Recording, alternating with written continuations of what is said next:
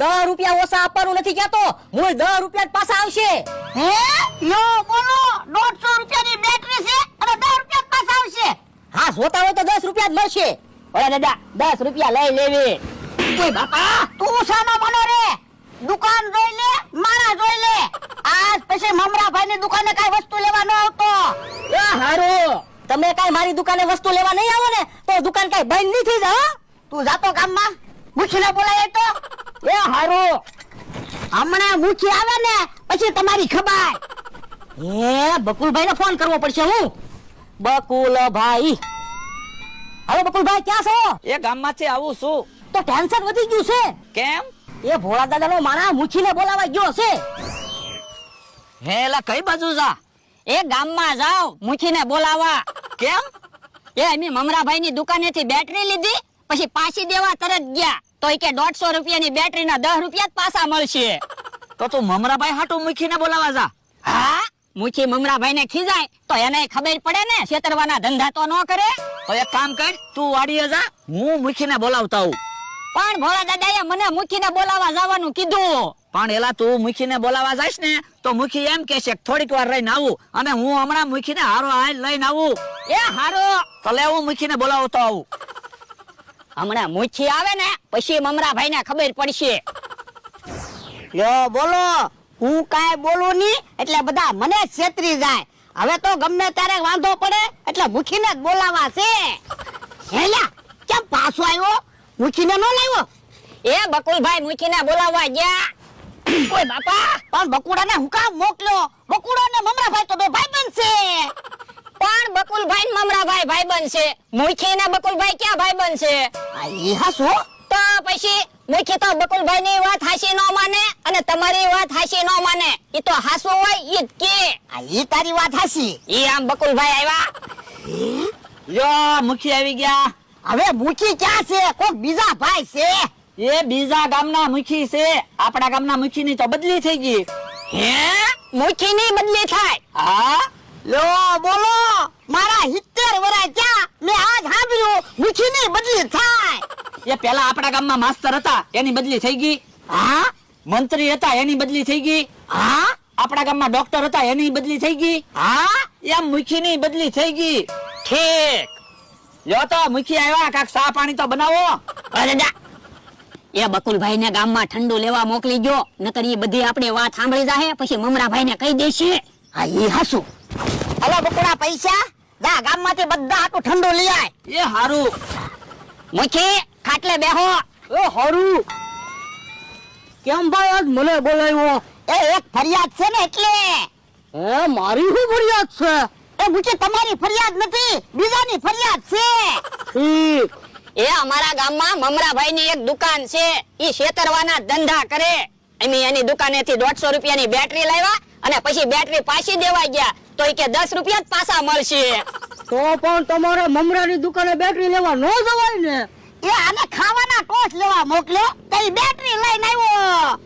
તો વાંક તમારો છે હો. પણ એમાં અમારી શું ભૂલ છે? અમારે બેટરી નહોતી જોતી તો અમે તો તરત બેટરી પાછી દેવા ગયા હતા.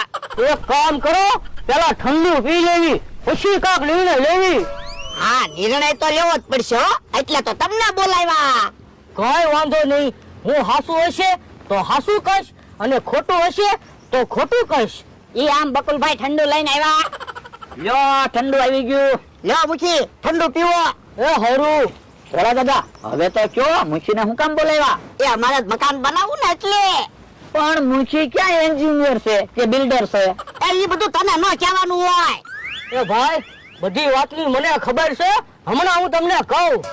મુખી બકુલભાઈ ને બધી વાત ન કહેતા. બકુલભાઈ ને મમરાભાઈ બે ભાઈબંધ છે, પછી બકુલભાઈ મમરાભાઈ ને બધી વાત કહી દેશે. તો એક કામ કરો, એને નાસ્તો લેવા મોકલી ગયો એટલે એને કઈ વાતની ખબર નહીં પડે. આ એ હાસુ. ઓ દાદા, બકુલભાઈ ને નાસ્તો લેવા ગામમાં મોકલો તો. ખાતો બકુડા નાસ્તો લઈ આય તો. લાવો પૈસા. પણ મેં તને 500 રૂપિયા તો આપ્યા. પણ પછી હિસાબ સમજશું. અત્યારે મુખી બેઠા ને હું પૈસા મજા કરો. એ હારું, અલે બીજા 500 રૂપિયા. એ હારું, હમણાં નાસ્તો લઈને આવું ફટાફટ. મુખી હવે તો કયો તમે હું નિર્ણય લીધો? તમે કયો હું નિર્ણય લેવો છે? એ મમરાભાઈ ની દુકાન બંધ કરાવી દેવી છે. ના ના દુકાન બંધ નથી કરાવી તો એ અહીંયા આવીને બેસે. એક કામ કરો, પેલા નાસ્તો કરી લેવી, પછી કાક નિર્ણય લેવી. એ હારું. ભલા દાદા મમરાભાઈ ને અહીંયા બોલાય આવું મુખી એને ખીજાય તો ખરા. આ ઈ હાસુ જાતો. આમ બકુલભાઈ આવ્યા. લ્યો આ નાસ્તાનો ઓર્ડર દઈને વે આવ્યો, હમણાં ગરમ ગરમ નાસ્તો આવશે. એ હારું. મમરાભાઈ હું કેમ રોતા છે? ક્યાં? એ એની દુકાને બેઠા બેઠા રોતા હતા. હે ભલા દાદા હજી તો મુખીએ કઈ કીધું ના. ક્યાં રોવા મીયા? આ તે રોજ છે ને આપણને છેતરી. હલો, એ ન્યાય મેટર થઈ ગયું છે. એ હારું, લ્યો હમણાં હું આવું. હે ભાઈ, વેલાભાઈ ની વાડી કઈ બાજુ આવી? અહીંયા નજીક જ છે. તો હાલો ભાઈ, ત્યાં સુધી મને મૂકી દો ને. કેમ? એ ન્યાય એક મેટર છે. સારું હાલો. મુખી અમને તો કાક નિર્ણય આપતા જાવ. પેલા હું ન્યાય ફેસલો આપતો હું, પછી તમને નિર્ણય આપવા પાછો આવું. એ હારું. હાલો મુખી.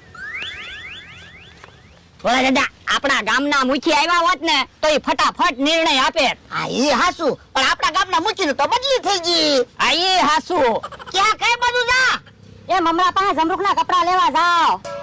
એટલે એ હમણાં મમરા વાડી આવ્યો તો, ઈ કે મારે નાટકમાં મુખી બનવાનું છે, તે જમરૂખના કપડા લઈ ગયો, તે લેવા જાવ. હે ભલા દાદા ક્યાંક મમરાભાઈ મુખી બનીને અહીંયા નહીં આવ્યા હોય ને? હે મને તો એવું જ લાગતું તું મમરો છે. હે તો આપણને છેતરી ગયા. હાલ તો એમ થોડું હાલે. લ્યો મેટર એ પતી ગઈ ને 1000 રૂપિયા આવી ગયા. તો હું મુખીને ફરિયાદ કરવી હતી. મુખીની બદલી થાય? ના ના, મેં એવડા એને કીધું આપણા ગામના મુખીની બદલી થઈ ગઈ છે ને બીજા ગામના મુખી છે, માની ગયા.